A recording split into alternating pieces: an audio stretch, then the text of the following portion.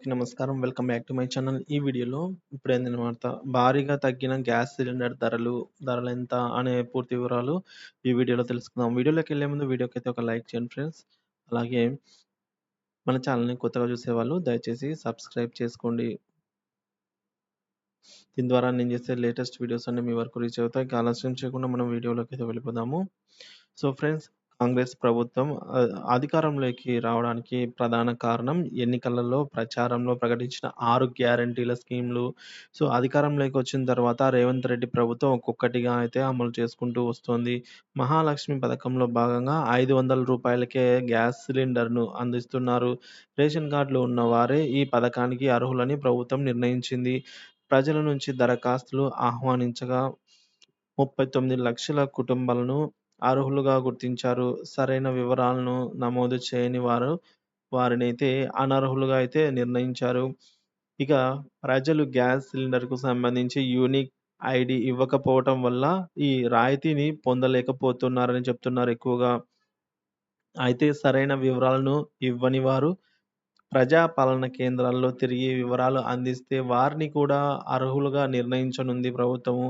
So ఇలాంటి వారు 4,60,000 మంది ఉండగా వారంతా వివరాలను తిరిగి సమర్పించారు. ప్రస్తుతం వీరికి కూడా రూ. 500కే గ్యాస్ సిలిండర్ అయితే అందజేస్తోంది. రాష్ట్ర వ్యాప్తంగా 44,10,000 కుటుంబాలు రాయితీ సిలిండర్‌లు పొందుతూ ఉన్నారన్నమాట.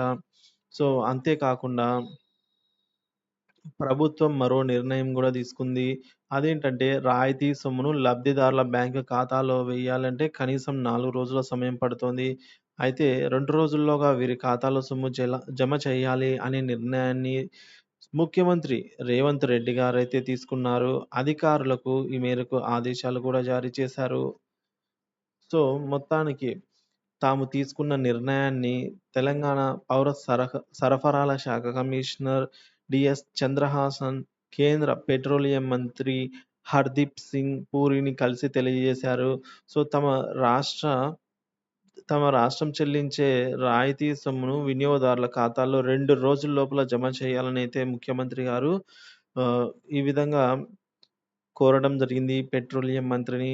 సో కాబట్టి తెలంగాణలో కాంగ్రెస్ పార్టీ అధికారాన్ని చేపట్టడంలో 6 గ్యారంటీలు కీలక పాత్రనైతే పోషించాయి అని చెప్పవచ్చు. సో అధికారాన్ని చేపట్టడానికి 6 గ్యారంటీలే ముఖ్య కీలకం అని చెప్తున్నారు. ప్రతి నెల మహిళలకు 2,000 ఆర్థిక సాయము, అలాగే 500కే సిలిండరు, రైతు భరోసా కింద 15,000, అలాగే ప్రతి కుటుంబానికి 200 యూనిట్ల వరకు కూడా ఉచిత విద్యుత్ అందుతోంది. ఇందిరమ్మ ఇల్లు, అలాగే విద్యార్థులకు 5,00,000 విద్యా భరోసా కార్డు, నెలకు 4,000 చొప్పున చేయూత పింఛన్లు ఆ పార్టీ అధికారం. సో ఇవన్నీ గూడా చేయడం వల్లే ఆ పార్టీకి ప్రజలు అధికారాన్ని కట్టబెట్టారు అని చెప్తూ ఉన్నారు. సో ఇకపోతే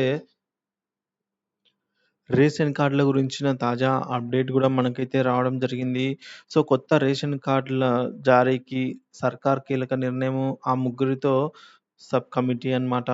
కళ్ళు కాయలు కాసేలాగా కొత్త రేషన్ కార్డుల కోసం ఎదురు చూస్తున్న నిరుపేదలకు ప్రభుత్వము గుడ్ న్యూస్ చెప్పింది. ఈ మేరకు కొత్త రేషన్ కార్డుల జారీకి కేబినెట్ సబ్ కమిటీని ఏర్పాటు చేసిందన్నమాట. కాగా కమిటీ పౌర సరఫరాల శాఖ మంత్రి ఉత్తమ్ కుమార్ రెడ్డి సో చైర్మన్‌గా వ్యవహరించనున్నారు. సభ్యులుగా రెవెన్యూ శాఖ మంత్రి పొంగులేటి శ్రీనివాసరెడ్డి గారు, అలాగే మంత్రి దామోదర రాజనరసింహ్‌ను నియమించారు. రాష్ట్ర వ్యాప్తంగా జిల్లాల వారీగా ప్రస్తుతం ఉన్న రేషన్ కార్డులతో సహా కొత్త కార్డుల కోసం వచ్చిన దరఖాస్తులపై సబ్ కమిటీ కలెక్టర్లతో కలిసి పూర్తిగా అధ్యయనం చేయనుంది. కొత్త రేషన్ కార్డుల జారీలో అవలంబించాల్సిన విధానాలను కమిటీ ప్రభుత్వానికి సిఫార్సులు చేయనుంది. బీఆర్ఎస్ ప్రభుత్వం హయాంలో కొత్త రేషన్ కార్డుల కోసం చాలా మంది నిరుపేదలు దరఖాస్తు చేసుకున్నా వారికి నిరాశే ఎదురైంది అన్నమాట. సో దీంతో కాంగ్రెస్ ప్రభుత్వం కొలువుదీరాక పాలనలో భాగంగా లక్షలాది మంది కొత్త రేషన్ కార్డుల కోసం దరఖాస్తు అయితే చేసుకున్నారు. ప్రభుత్వం అమలు చేస్తున్న సంక్షేమ పథకాలకు రేషన్ కార్డే ముఖ్యము. ప్రమాణం కావడంతో కొత్త రేషన్ కార్డులు ఎప్పుడొస్తాయా అని సామాన్యులు, జనమంతా వేచి చూస్తున్నారనమాట.